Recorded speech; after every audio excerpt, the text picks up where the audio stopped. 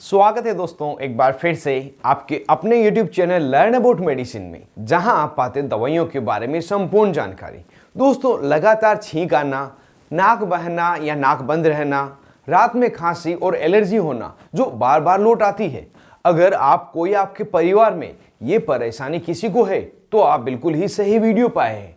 इस समय डॉक्टर मोंटेल्यूकास्ट तथा डेस्लोरेटिडिन कॉम्बिनेशन की टेबलेट देते हैं, लेकिन सवाल ये है कि ये दवा काम कैसे करती है, क्या नाम से मेडिकल स्टोर पर मिल जाती है, किन बीमारियों में फायदेमंद है और कब सावधानी रखना जरूरी है।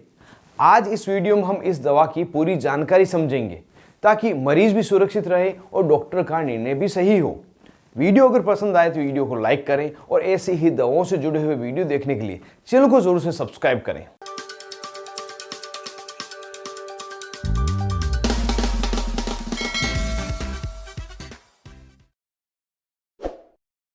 सबसे पहले समझते हैं कि मोंटेल्यूकास्ट तथा डेस्लोरेटिडिन कॉम्बिनेशन की टेबलेट आखिर है क्या।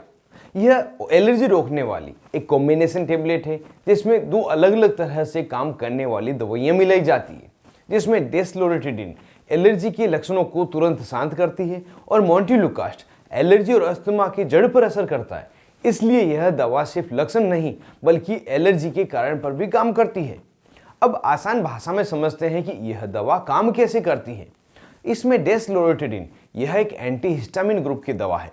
एलर्जी होने पर शरीर में हिस्टामिन नाम का एक रसायन निकलता है। यही हिस्टामिन छींक, नाक बहना, खुजली और आंखों में पानी लाता है। डेस्लोरेटिडिन इस हिस्टामिन के असर को रोक देता है।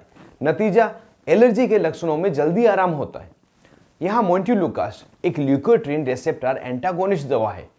एलर्जी और अस्थमा में ल्यूकोट्रीन नाम के रसायन बनते हैं। ये श्वास की नलियों को सिकोड़ देते हैं और सूजन बढ़ा देते हैं।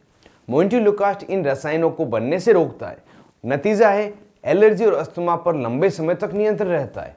इस तरह से दोनों दवाइयां मिलकर अंदर और बाहर दोनों तरफ से बीमारी पर काबू रखते हैं। इस टेबलेट में मोंटेल्यूकास्ट 10 मिलीग्राम तथा डेस्लोरेटिडिन 5 मिलीग्राम की स्ट्रेंथ मिलाई जाती है और इस टेबलेट को जिस नाम से आप मेडिकल स्टोर पर खरीद सकते हैं उनमें कुछ पॉपुलर ब्रांड नेम है, जैसे कि Descast tablet, Ventidox DL tablet, Dezit M tablet, Mondeslo tablet, Deslorid M tablet आदि। किसी भी नाम से अगर यह टेबलेट आपको मिले और उसका कंपोजिशन समान ही हो तो उसे आप खरीद सकते हैं। अब जानते हैं मोंटेल्यूकास्ट तथा डेस्लोरेटिडिन कॉम्बिनेशन की टेबलेट किन किन बीमारियों में दी जाती है। तो यह दवा आमतौर पर एलर्जी तथा रेस्पिरेटरी सिस्टम से जुड़ी हुई समस्याओं में दी जाती है, जैसे एलर्जिक राइनाइटिस। इस बीमारी में मरीज को बार बार छींक आना, नाक बहना या नाक का बंद रहना, आंखों में खुजली, लालपन या पानी आना, यह समस्या रहती है।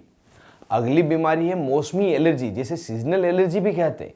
मौसम बदलने पर एलर्जी का बढ़ना। ये एलर्जी आमतौर पर फेफड़ों, श्वास नली, गले और नाक से जुड़ी होती है। इस समय भी मरीज को तेज खांसी, गले में दर्द, नाक बहना या नाक बंद होना जैसे लक्षण दिखाई देते हैं। नेक्स्ट है एलर्जी के साथ अस्थमा, जिसे एलर्जिक अस्थमा भी कहते हैं। इस बीमारी में जो लक्षण दिखाई देते हैं वे है रात में खांसी आना, श्वास में सीटी जैसी आवाज आना, सांस लेने में परेशानी होना, सीने में जकड़न आदि। इन बीमारियों के अलावा अगर किसी मरीज को पुरानी एलर्जी हो जहां साधारण एलर्जी की दवा काम नहीं करती, या किसी मरीज को स्किन एलर्जी के कारण खुजली, लालपन, सूजन हो गई हो, तब भी यह दवा डॉक्टर देते हैं। मोंटेल्यूकास्ट तथा डेस्लोरेटिडिन टेबलेट का प्रयोग एलर्जिक कंजक्टिविटिस में भी किया जाता है। इस समय आंखों में एलर्जी के कारण खुजली, पानी आना, दर्द होना, आंखें चिपकना जैसी समस्या होती है। इस तरह से अलग अलग बीमारियों में इस टेबलेट का प्रयोग डॉक्टर द्वारा किया जाता है। अब जानते हैं मोंटेल्यूकास्ट एंड डेस्लोरेटिडिन टेबलेट को कैसे और कब दी जाती है।